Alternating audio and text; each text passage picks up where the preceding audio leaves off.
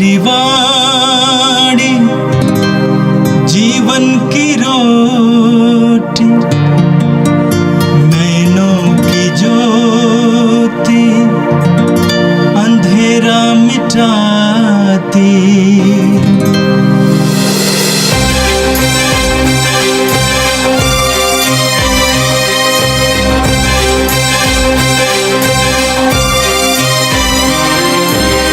प्रभु तेरी वाणी जीवन की रोटी, नैनों की ज्योति अंधेरा मिटाती।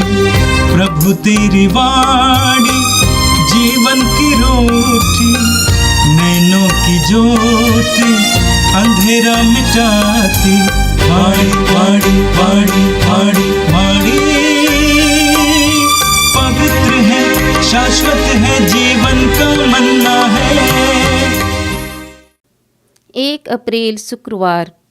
पहला पाठ प्रज्ञा ग्रंथ अध्याय 2 पद संख्या 1 12 से 22 तक।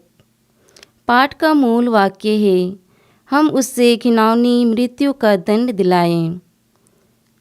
विधर्मी कुतर्क करते हुए आपस में यह कहते थे, हम धर्म आत्मा के लिए फंदा लगाएं, क्योंकि वह हमें परेशान करता और हमारे आचरण का विरोध करता है। वह हम में संहिता भंग करने के कारण फटकारता है और हम पर हमारी परंपराओं को त्याग देने का अभियोग लगाता है। वह समझता है कि वह ईश्वर को जानता है और अपने को प्रभु का पुत्र कहता है। वह हमारे विचारों के लिए जीवित चुनौती है। उससे देखने मात्र से हमें आरुचि होती है। उसका आचरण दूसरों जैसा नहीं और उसके मार्ग भिन्न हैं। वह हमें खोटा और अपवित्र समझकर हमारे संपर्क से दूर रहता है।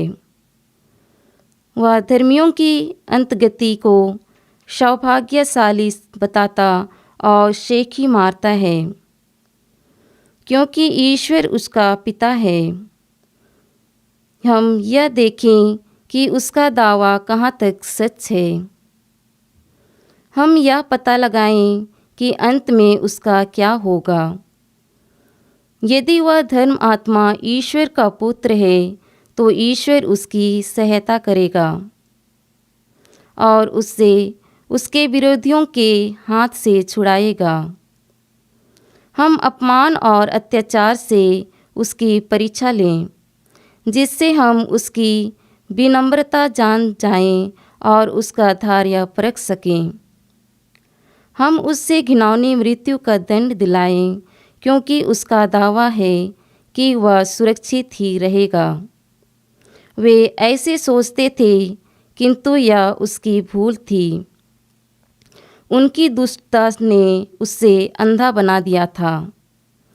वे ना तो धार्मिकता के प्रतिफल में विश्वास करते थे और ना धर्म आत्माओं के पुरस्कार में। यह प्रभु की वाणी है। संत योहन के अनुसार आज का पवित्र सुसमाचार अध्याय 7 वाक्यांश 1 से 2, 10 और 25 से 30 तक। वे उन्हें गिरफ्तार करना चाहते थे, किंतु अब तक उनका समय नहीं आया था। उस समय यीशु गलीलिया में भी घूमते थे। वह यहूदिया में घूमना नहीं चाहते थे, क्योंकि यहूदी उन्हें मार डालने की ताक में रहते थे। यहूदियों का शिविर पर्व निकट था। जब यीशु के भाई पर्व के लिए जा चुके थे, तो वह भी प्रकट रूप में नहीं, बल्कि जैसे गुप्त रूप में पर्व के लिए चल पड़े।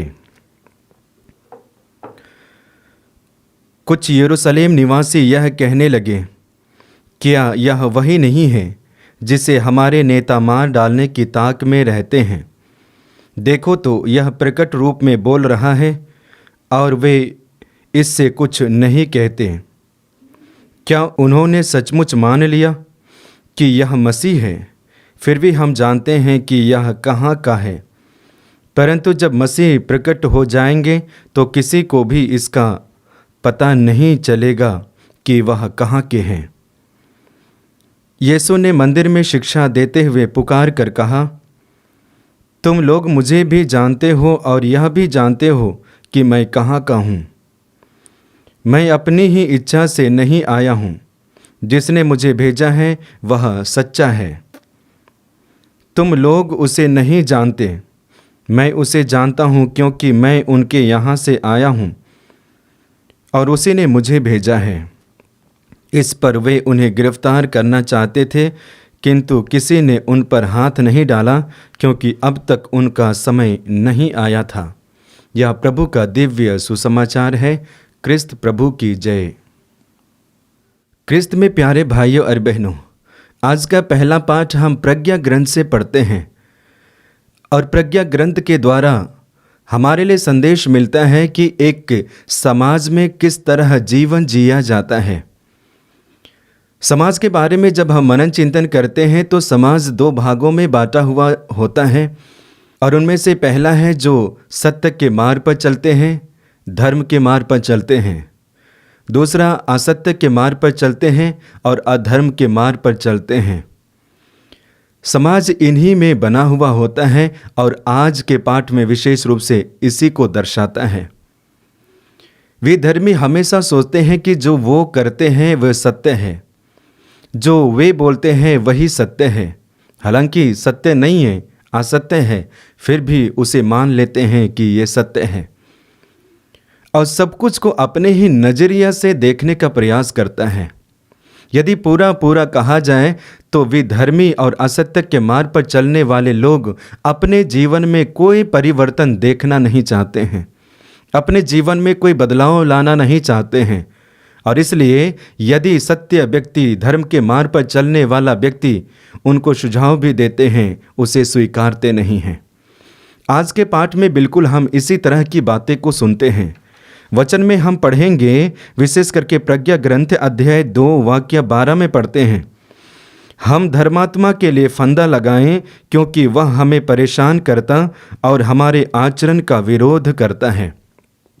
यानी कि बेधर्मी और असत्य के मार्ग पर चलने वाले लोग कहते हैं कि हम धर्मात्मा के लिए फंदा लगाएं क्योंकि वह हमें परेशान करता है और हमारे आचरण का विरोध करता है।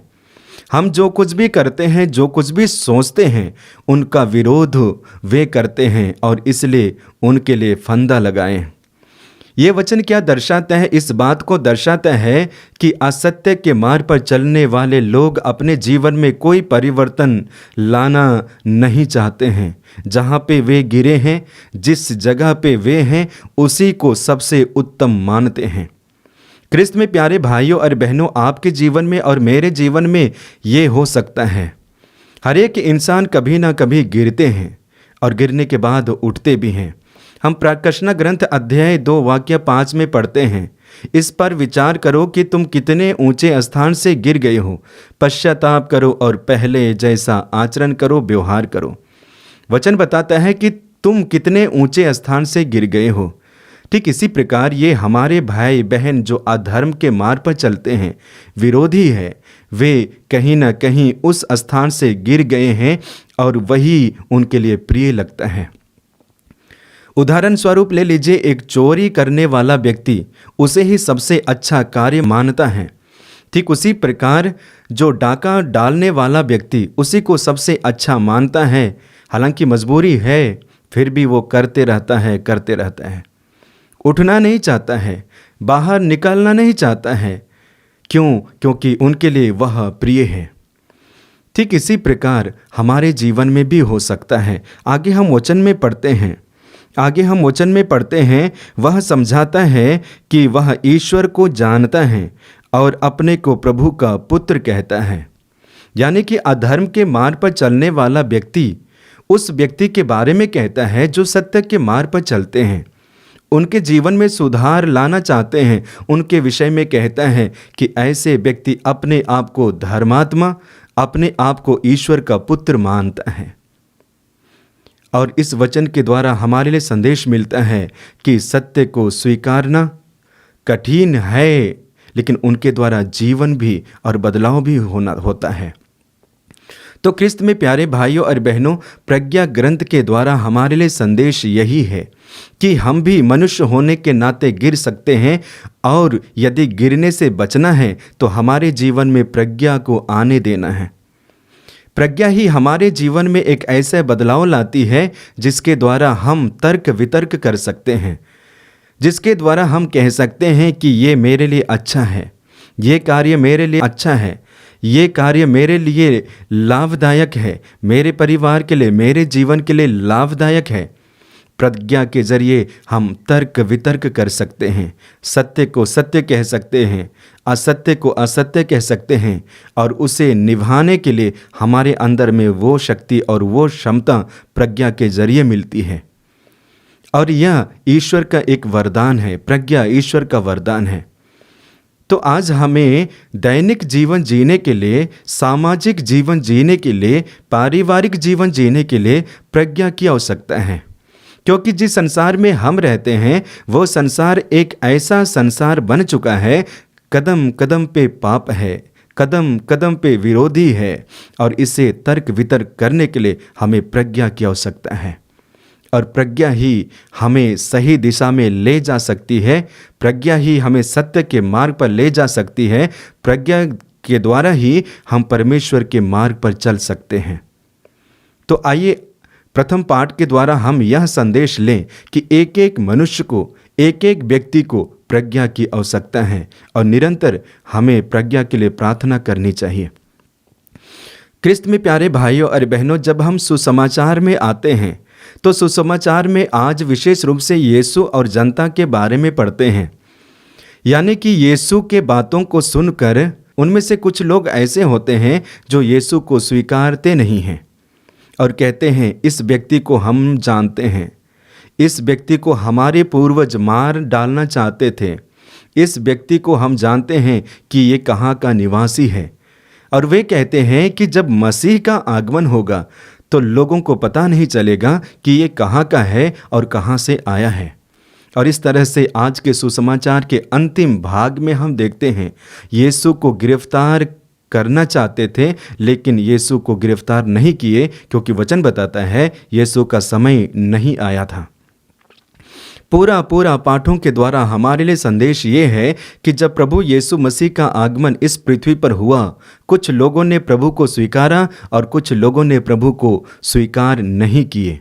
और जितने भी लोगों ने यीशु को नहीं स्वीकारा, यीशु के विरुद्ध षड्यंत्र रचे, यीशु के विरुद्ध कदम उठाए और यीशु को गिरफ्तार किए और यीशु को मार डालना चाहते थे। यीशु यानी कि सत्य, यीशु स्वयं कहते हैं, मार्ग सत्य और जीवन मैं हूँ। यीशु जो सत्य है, यीशु जो जीवन है, यीशु जो मार्ग है। और इसी सत्य, जीवन और मार्ग को कुछ लोगों ने नहीं स्वीकार पाया और यीशु को हमेशा सोचते थे कि यीशु का राज्य का खत्म हो, यीशु का विनाश हो। इस तरह की बातों के बारे में हम सुनते हैं। यूहन्ना के सुसमाचार अध्याय 1 वाक्य 1 में पढ़ते हैं, आदि में शब्द था, शब्द ईश्वर के साथ था और वह शब्द ईश्वर था। आगे वचन में पढ़ेंगे, यूहन्ना के सुसमाचार अध्याय 1 वाक्य 4 में, उसमें जीवन था और वह जीवन मनुष्य की ज्योति था। और आगे, उस ज्योति संसार में चमकती थी और संसार ने उसे नहीं बुझा पाया। यानी कि प्रभु यीशु मसीह संसार के लिए एक ज्योति थे और संसार में चमकते थे और संसार बुझाने का प्रयास किया लेकिन बुझा नहीं पाया। आगे हम वचन में पढ़ेंगे, लूकस के सुसमाचार अध्याय 4 वाक्य 18 से आगे जब पढ़ेंगे, वहाँ पे प्रभु यीशु मसीह सभागृह में वचन पढ़ने के लिए उठते हैं। पढ़ने के बाद में किताब को रखने के बाद बैठ जाते हैं। लोगों की नज़रें यीशु पर टिकी रहती है और उनमें से कुछ लोग उनकी प्रशंसा करते हैं, उनका गुणगान करते हैं, लेकिन उन्हीं में से कुछ लोग यीशु को मार डालने के लिए षड्यंत्र रचते हैं। यानी कि यीशु को विनाश करना चाहते हैं, यीशु का राज्य को ख़त्म करना चाहते हैं। ठीक उसी प्रकार पुनः लूकस के सुसमाचार अध्याय 4 में ही पढ़ेंगे, शैतान भी यीशु का राज्य को अंत करना चाहता था, ख़त्म करना चाहता था, लेकिन ऐसा नहीं हो पाया। आज के सुसमाचार में भी हम देखते हैं यीशु को लोग गिरफ्तार करना चाहते थे लेकिन गिरफ्तार नहीं कर पाए। ये क्या दर्शाता है? यानी कि सत्य को स्वीकार करना कठिन है और सत्य को कोई स्वीकार करना नहीं चाहता है। क्यों? क्योंकि जब सत्य को स्वीकारेंगे तो जीवन को बदलना पड़ेगा। कुछ ऐसे जीवन में गुण होते हैं, क्षमताएं होते हैं, उन सारे चीज़ों को त्यागना और छोड़ना पड़ेगा। और इसलिए सत्य को स्वीकार करना नहीं चाहते थे, यीशु को स्वीकार करना नहीं चाहते थे। क्रिस्त में प्यारे भाइयों और बहनों, हमारे लिए एक संदेश है, क्या हम उनके जैसा तो नहीं हैं? यीशु के गुणों, यीशु के स्वभाव और आचरण को स्वीकार तो नहीं करते हैं। यदि नहीं करते हैं तो कहीं ना कहीं हम भी उनके स्थान में गिरते हैं, उनके जैसा बनते हैं जो यीशु को स्वीकार नहीं करते हैं। लेकिन हमारे लिए दूसरी तरफ से संदेश भी मिलता है, जो यीशु को स्वीकार करते हैं उनके जीवन में बदलाव और अनंत जीवन उन्हें प्राप्त होता है। सुंदर उदाहरण हम पाते हैं लूकस के सुसमाचार अध्याय 19 जक्कैयुस के बारे में। जक्कैयुस जैसे ही यीशु से मिलते हैं और यीशु को स्वीकार करते हैं, उनके जीवन में क्या परिवर्तन होता है। वह आनंद ही आनंद हो जाता है, उनके परिवार में मुक्ति का आगमन होता है। ठीक उसी प्रकार मर्था और मरियम के बारे में देखिए। मर्था ने यीशु के विषय में सुना कि यीशु उनके घर से गुजरने वाले हैं। दौड़ते हुए राहों में जाती है और बीच रास्ते में ही यीशु को स्वागत करती है और अपने घर में बुलाती है। और मरियम के लिए सबसे अच्छा समय, आनंद का समय, खुशी का समय वो पल रहा जब उन्होंने प्रभु के चरणों में बैठी। यानी कि प्रभु के आने से, प्रभु को स्वीकार करने से और प्रभु से मिलने से हमारे जीवन में आनंद ही आनंद भर जाता है, खुशियाँ ही खुशियाँ भर जाती हैं। और हमारे जीवन में यही चाहिए, आनंद चाहिए, खुशी चाहिए। इसके द्वारा हम परमेश्वर की उपस्थिति को अपने जीवन में महसूस करते हैं। तो आइए आज के सुसमाचार के द्वारा हम यह संदेश लें कि प्रभु यीशु मसीह को स्वीकारने से हमारे जीवन में आनंद आता है। प्रभु यीशु मसीह को तिरस्कार करने से वो खुशी चली जाती है जो सदा बनी रहती है। आइए आज हम विशेष रूप से यीशु और पवित्र आत्मा से प्रार्थना करें कि पवित्र आत्मा हमारे साथ रहे, यीशु हमारे साथ रहे, ताकि हम अपने दैनिक जीवन में यीशु को स्वीकारते हुए, यीशु पर विश्वास करते हुए और यीशु के मार्ग पर चलते हुए आगे बढ़ें। प्रभु हमें आशीष दे। पिता और पुत्र और पवित्र आत्मा के नाम पर आमीन। प्रभु तेरी वाणी जीवन की रोटी, नैनों की ज्योति अंधेरा मिटाती। वाणी वाणी वाणी वाणी वाणी